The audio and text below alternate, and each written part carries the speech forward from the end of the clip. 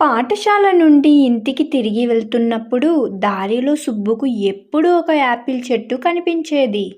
ఆ చెట్టు ఎర్రటి జ్యూసీ యాపిల్ పండ్లతో కళకళలాడుతూ ఉండేది. చిన్నారి సుబ్బు పరిగెత్తుకుంటూ వెళ్ళి 2 పండ్లు కోసి కడుపు నిండా తిని ఆ తర్వాత చెట్టు చల్లని నీడలో హాయిగా నిద్రపోయేవాడు.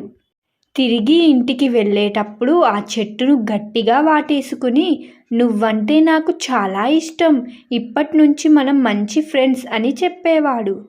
ఆ రోజు నుండి ప్రతిరోజు సుబ్బు ఆ చెట్టు వద్దకు వచ్చి పండ్లు తినడం, దాని చుట్టూ ఆడుకోవడం, నీడలో విశ్రాంతి తీసుకోవడం ఒక అలవాటుగా మారిపోయింది. యాపిల్ చెట్టు కూడా తన ప్రియమైన స్నేహితుడు సుబ్బు కోసం ఆత్రంగా ఎదురుచూసేది. కాలం గడిచింది. సుబ్బు కొంచెం పెద్దవాడయ్యాడు. చెట్టు కొమ్మలు కూడా పెరిగి పెద్దగా అయ్యాయి. ఒకరోజు, సుబ్బు, నాతో కాసేపు ఆడుకోరాదు అని అడిగింది యాపిల్ చెట్టు. దానికి సుబ్బు బాధగా, నీతో ఆడుకునేంత చిన్నవాడిని కాదు కదా, ఇప్పుడు నాకు బొమ్మలతో ఆడుకోవాలని ఉంది, వాటి కోసం నాకు డబ్బు కావాలి అని చెప్పాడు. యాపిల్ చెట్టు చిరునవ్వుతో, నా దగ్గర డబ్బులు లేవు గాని నా పండ్లను అన్నిటినీ తీసుకెళ్ళు, వాటిని అమ్మి ఆ డబ్బులతో నీకు నచ్చిన బొమ్మలు కొనుక్కో అని అంది. సుబ్బు సంతోషంగా అన్ని పండ్లను కోసుకొని వెళ్ళిపోయాడు.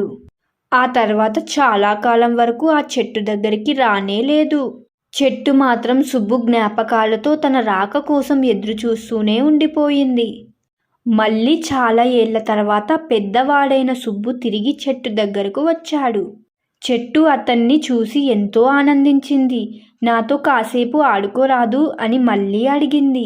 సుబ్బు నిట్టూర్చి, నేను ఇప్పుడు నీతో ఆడుకోలేను, నాకు కుటుంబం ఉంది, వాళ్ళ కోసం ఓ ఇల్లు కావాలి, ఇల్లు కట్టుకోవడానికి సాయం చేయవా అని కోరాడు.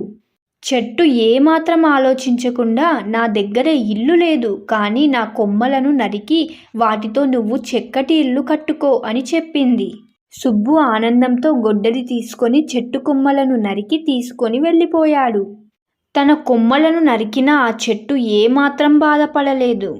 అయితే సుబ్బు మళ్ళీ తిరిగి రాకపోయేసరికి ఒంటరిదాన్నైపోయానని బెంగతో బతకసాగింది.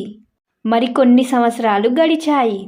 సుబ్బు పూర్తిగా ముసలివాడైపోయి తిరిగి చెట్టు మొదలు దగ్గరకు చేరుకున్నాడు. అప్పుడు కూడా చెట్టు సుబ్బుతో, నాతో ఆడుకోరాదు అని అడిగింది. సుబ్బు అలసిపోయిన గొంతుతో, నేను ఇప్పుడు ముసలివాడిని అయ్యాను, నాకు విశ్రాంతి కావాలి, ఎండలకు తట్టుకోలేకపోతున్నాను, పడవలో ప్రయాణం చేయాలని ఉంది, ఎలాగైనా సరే పడవనిచ్చి సహాయం చేయవా అని చెట్టును అడిగాడు. యాపిల్ చెట్టు కన్నీళ్లను ఆపుకుంటూ, నా దగ్గర పడవలేదు గాని నా చెట్టు మొదలును నరికి దానితో నీకు నచ్చిన పడవను తయారు చేసుకో అని చెప్పింది. సుబ్బు అలాగే చేశాడు. చెట్టు చెప్పినట్లుగా మొదలును నరికి పడవ తయారు చేసుకొని వెళ్ళిపోయాడు.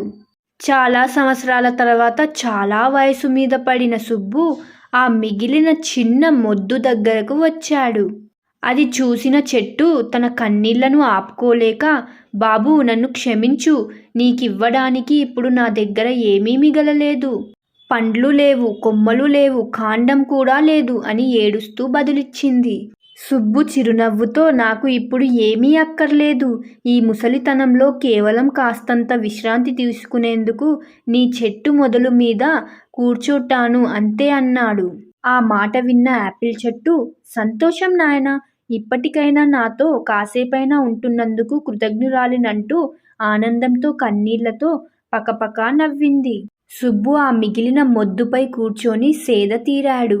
నీతి: కేవలం మనకు అవసరమున్నప్పుడే కాకుండా మనకు నిస్వార్థంగా సహాయం చేసిన వారితోనూ, ముఖ్యంగా మన కుటుంబ పెద్దలతోనూ ప్రేమగా, ఆప్యాయంగా గడిపేందుకు కాస్తంత సమయాన్ని వేచించాలి.